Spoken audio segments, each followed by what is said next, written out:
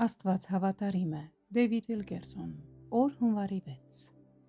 Ով մշակեց փրկության ծրագիրը։ Եվ Տիրոջ խոսքը եղավ Եղիային նրան ասելով. գնա այստեղից եւ դարձիր դեպի արևելք եւ թակ կաց Քերիթ հեղեղատի մոտ, որ Հորդանանի դեմ է։ Երրորդ թագավորաց 17-րդ գլուխ 2-3 խոսքեր։ Երբ Եղիան տեսավ մոտեցող ճգնաժամը, իրավիճակը թվում էր բացարձակ անհույս, սակայն Աստված ուներ իր հավատարիմ ծառայի համար փրկության հատուկ ծրագիր։ Գնա դեպի արևելք, դեպի Հորդանան գետը, եւ այնտեղ կգտնես Քերիթը, մի փոքրիկ վտակ։ Այս արվակից կարող ես վերցնել քեզ անհրաժեշտ ողջ խմելու ջուրը։ Ավելին, ես քեզ համար ապահովել եմ, որ ամեն օր սնունդ ստանաս իմ падգամաբեր ագռավներից։ Ինչպես կարող էր որևէ մեկը մշակել նման փրկության ծրագիր։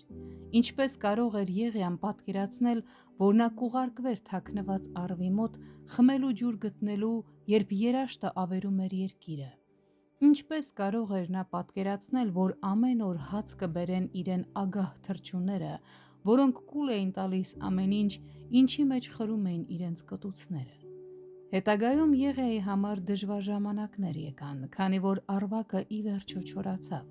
Սակայն Աստված կրկին միջամտեց մարգարեին նոր առաջնորդության խոսք տալով։ Նա ասաց. «Վեր կաց, գնա Սիդոնացիների Սարեփթան եւ այնտեղ նստիր։ Ահա ես այնտեղ մի որբևայրի կընկա, հրամայել եմ, որ քեզ կերակրե»։ Խոսք 9-րդ։ Եվ կրկին ես պետք է հարցնեմ. ինչպես կարող է որևէ մեկը մտածել, որ աղքատ ընկճված այրին կարող է մի մարդու պահել օրերով, շաբաթներով, նույնիսկ ամիսներով։ Փաստն այն է, որ Աստված այս աշխարհի ամենաաննշան բաներն օգտագործում է իր փառքի համար։ Այսպիսով նա ասում էր Եղիային. «Եթե գնաս նրա մոտ եւ անես այն, ինչ ես քեզ ասում եմ, դու կգոյատևես,